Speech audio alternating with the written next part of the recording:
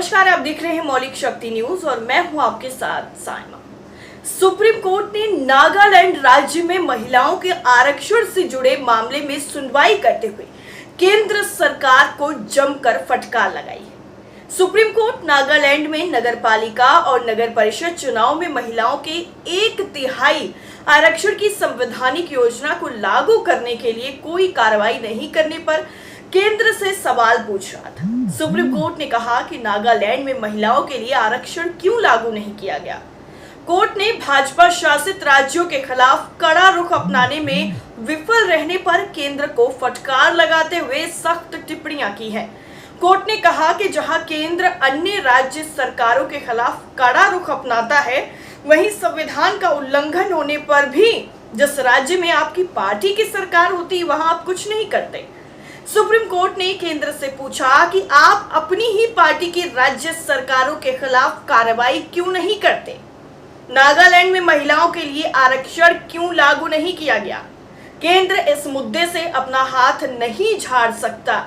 इस मामले की सुनवाई करते हुए जस्टिस एस.के. कौल और जस्टिस सुधांशु धूलिया की बेंच ने कहा कि केंद्र इस मुद्दे से अपना हाथ नहीं झाड़ सकता है, विशेषकर तब जब राज्य में राजनीतिक व्यवस्था केंद्र सरकार के अनुरूप हो। जस्टिस कौल ने कहा कि आपको इसमें शामिल होना होगा। आप एक राजनीतिक व्यवस्था हैं, आपके लिए सक्रिय रूप से हिस्सा लेना आसान होगा। Justice SK. कौल ने सवाल किया कि क्या महिला आरक्षण के खिलाफ कोई प्रावधान है।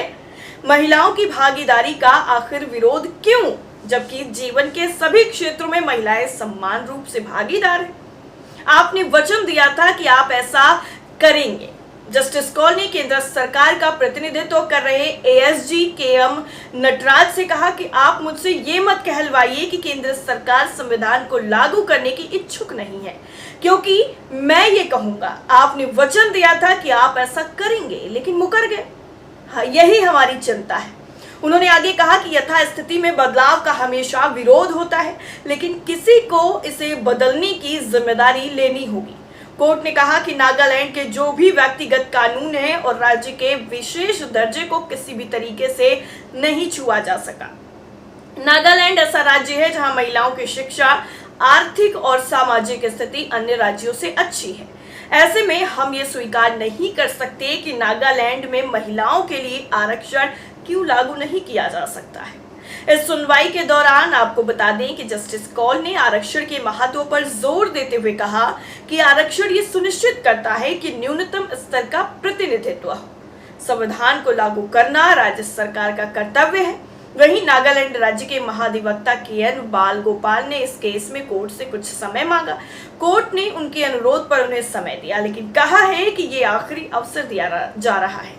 के.एन. बालगोपाल ने कहा कि जब नागालैंड की वर्तमान सरकार सत्ता में आई तो पहली बैठक आरक्षण के मुद्दे पर ही हुई थी। यह निर्णय लिया गया था कि स्थानीय निकाय चुनाव में महिला आरक्षण लागू होगा। उन्होंने बताया कि विभिन्न संगठनों की तरफ से चुनाव के बहिष्कार का आह्वान सरकार के चुनाव कराने के इरादे में बाधा है।